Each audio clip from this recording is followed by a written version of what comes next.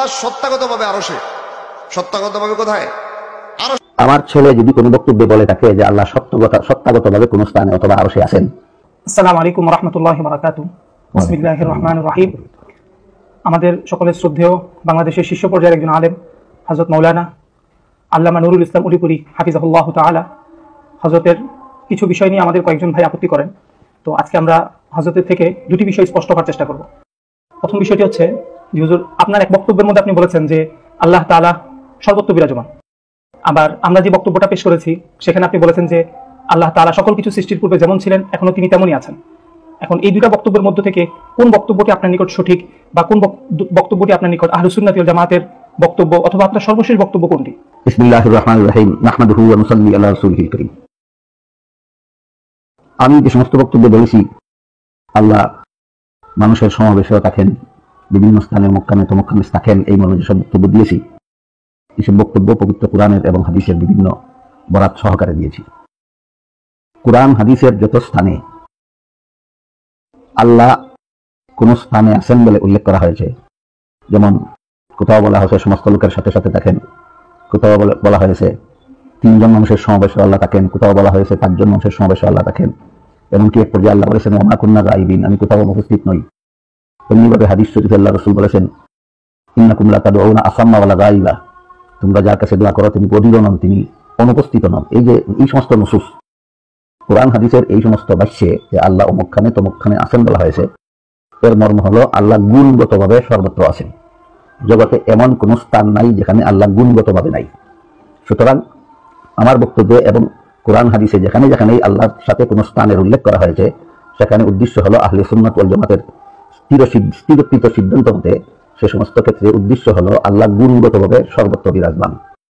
আর আমি আমার যে বক্তব্যে বলেছি যে আল্লাহ কোন স্থানে অবস্থান করেন না, এই ব্যাপারেও আহলে সুন্নাত ওয়াল জামাতের পরিষ্কার সিদ্ধান্ত আছে। সেটা হলো আল্লাহ সত্তাগতভাবে কোন স্থানে অবস্থান করেন না। আল্লাহ স্থান সমূহ সৃষ্টি করার আগে যেমন ভাবে স্থান ছাড়াই বিদ্যমান ছিলেন, সমস্ত জগৎ সমস্ত স্থান সৃষ্টি করার পরও আল্লাহ ঠিক তেমনি ভাবে স্থান ছাড়াই বিদ্যমান থাকেন। সুতরাং এখানে দুটি কথা পরিষ্কার, এখানে সিদ্ধান্তহীনতার কিছু নাই। একটা হলো আল্লাহ গুণগতভাবে সর্বত্র বিরাজমান, আর একটা হলো আল্লাহ সত্তাগতভাবে কোনো স্থানে অবস্থান করেন না। একটারে আরেকটার সাথে একাকার করে দিলে বিভ্রান্তির সৃষ্টি হবে। জাযাকাল্লাহু খাইরান। দ্বিতীয় বিষয়টি হচ্ছে যে হুজুর, আপনার সন্তান মাওলানা কামরুল ইসলাম উলিপুরি ভাই, তার একটা বক্তব্য হচ্ছে যে আল্লাহ তাআলা আরশের উপর আছেন, সত্তাগতভাবে তিনি আরশের উপর আছেন। তো এই বিষয়ের মধ্যে অনেকে অস্পষ্টতার মধ্যে থাকে যে আপনার আকীদা এটা কিনা, অথবা আপনি তার সম্পর্কে কি বলতে চাচ্ছেন, বা তার আকীদাটাকে আপনি সমর্থন করেন কিনা, এই বিষয়ে যদি হুজুর একটু বলতেন।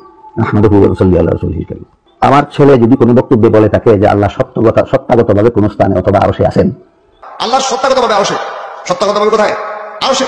আমার ছেলে যদি কোনো বক্তব্যে বলে থাকে যে আল্লাহ সত্তাগতভাবে কোনো স্থানে অথবা আরশে আছেন, তাহলে আমার আশঙ্কা হয় সে বর্তমান সময়ের চরম ফিতনার লামাযাবিদের খপ্পরে পড়ে বলেছে।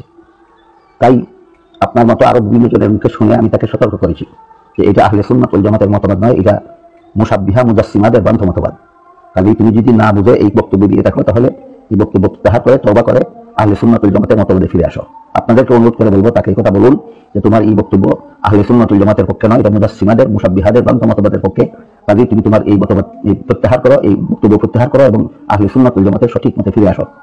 অগত্যা আল্লাহ না করুন, আমিও সতর্ক করি, আপনারাও সতর্ক করার পরে যদি সেই এই ভ্রান্ত মতবাদ থেকে ফিরে না আসে, তাহলে আপনারা যারা আমার এবং হক্কানি উলামায়ে কেরামের এই দিক নির্দেশনা অনুপাতে যারা হক পথে চলেন, হক আকীদা পোষণ করেন, হক পথে চলতে চান, আমি আপনাদেরকে বলবো যে কামরুল ইসলাম যদি তার ভ্রান্ত মতবাদ থেকে ফিরে না আসে তাহলে আপনারা তার অনুসরণ করবেন না, সে পথভ্রষ্ট। আপনারা কেউ আমার ছেলে মনে করে যদি পথভ্রষ্ট হওয়া সত্ত্বেও তার অনুসরণ করেন, আপনারাও পথভ্রষ্ট হবেন। এই জন্য আপনারা দায়ী থাকবেন, যে পথভ্রষ্ট করবে সে দায়ী থাকবে, এর কোনো দায়ভার আমার উপর করতে হবে না। জাযাকুমুল্লাহু খাইরান। আল্লাহ তাআলা আমাদের সকলকে এই দুটি বিষয় যে হুজুর স্পষ্ট করেছেন, এখানে আমাদের সকলকে আল্লাহ তাআলা সহিহ মানহাজের উপর থাকার চেষ্টা তৌফিক দান করুন। প্রথম বিষয় হুজুর এটা বলেছেন যে আল্লাহ তাআলা গুণগতভাবে সর্বত্র বিরাজমান, কিন্তু সত্তাগতভাবে আল্লাহ তাআলা সকল কিছু সৃষ্টির পূর্বে যেমন ছিলেন এখনো তিনি তেমনই আছেন। দ্বিতীয়ত হুজুর তার সন্তানের বিষয়ে স্পষ্ট করেছেন যে তার যে আকীদা ভ্রান্ত আকীদা। সুতরাং আমরা হুজুরকে যারা মহব্বত করি, এই কারণে আমরা তার সন্তানের আকীদা যেন গ্রহণ না করি, এবং আমরা সকলে দোয়া করি আল্লাহ তাআলা যেন হুজুরের সন্তানকে সহিহ আকীদা গ্রহণের তৌফিক দান করেন এবং তাকে আবার আহলে